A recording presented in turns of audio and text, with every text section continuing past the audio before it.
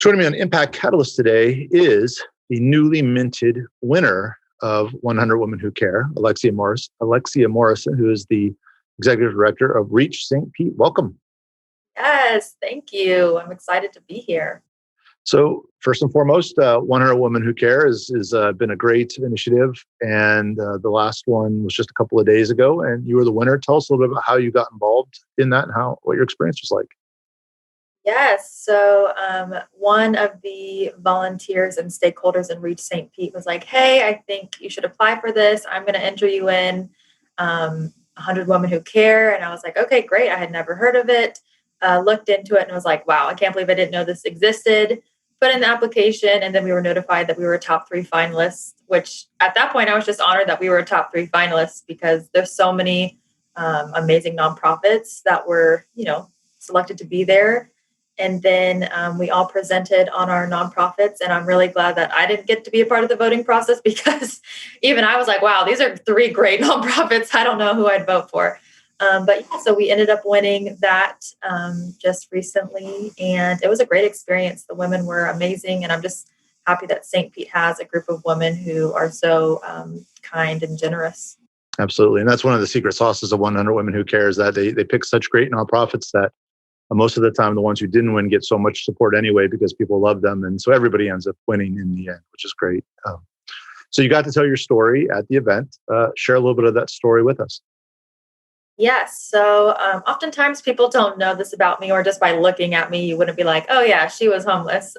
But at 16, I was homeless. I had a mother who was addicted to drugs, and I ended up not having a place to live. So I actually couch hopped with friends in high school for about a year until a local family took me in and really was my support system. And it changed the whole trajectory of my life, as you can see now.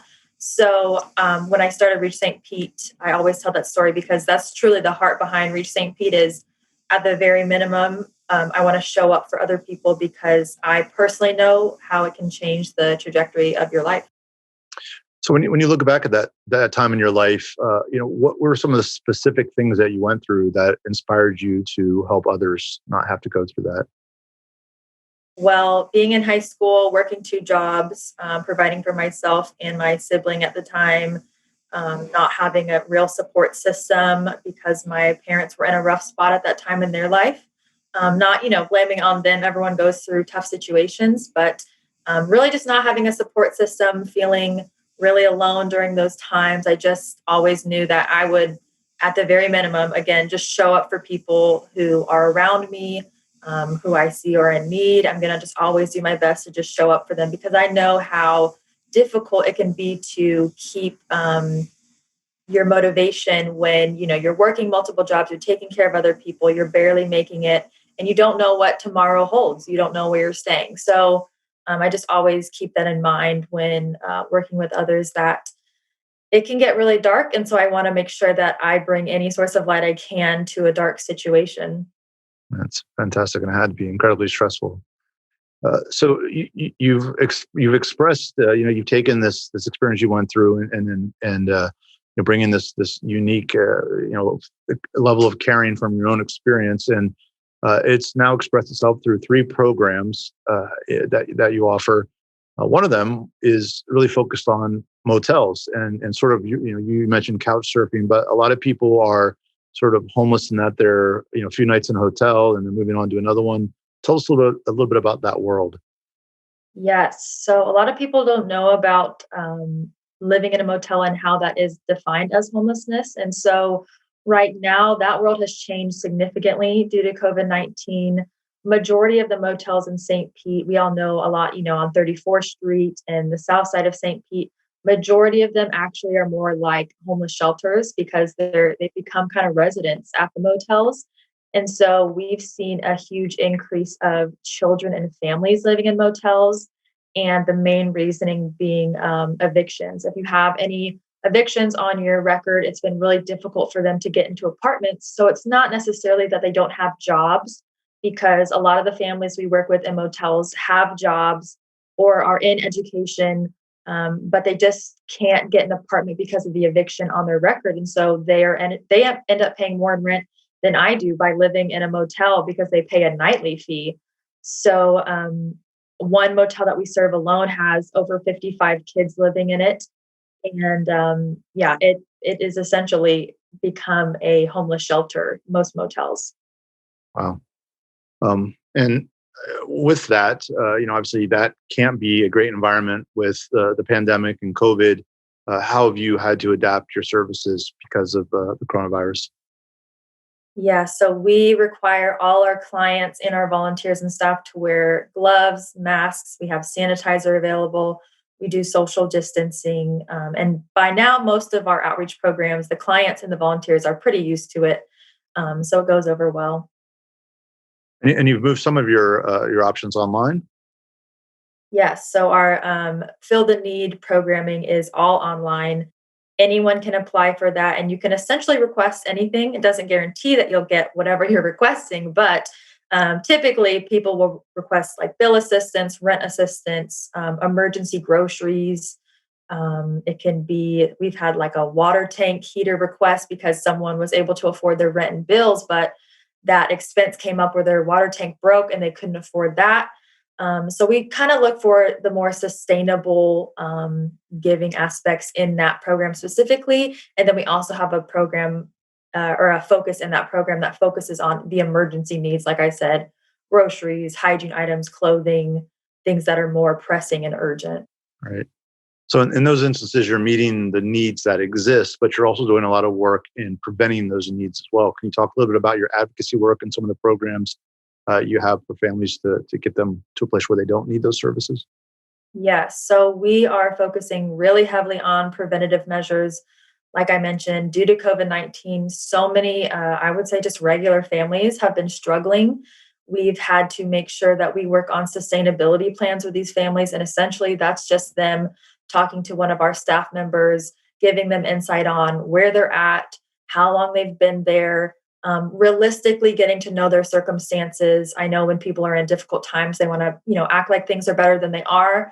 But we really have a good approach just from my personal experiences to make sure that we're genuinely connecting with the people to know, hey, what's really going on, and how can we do steps forward that are attainable.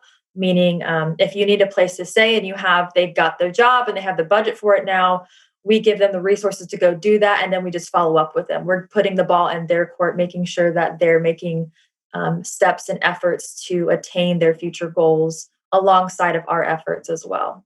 That's great. And the stats always say that such a high percentage of families are just a paycheck or two away from from potentially being homeless, and with a lack of savings, and if any major expenses come up, and certainly the economic ramifications from the pandemic have pushed a lot of people over that edge. And some of the other folks we've talked about have said there's really a rash of people experiencing needing these services for the first time ever, and they haven't necessarily. Obviously, it's a mentally stressful time.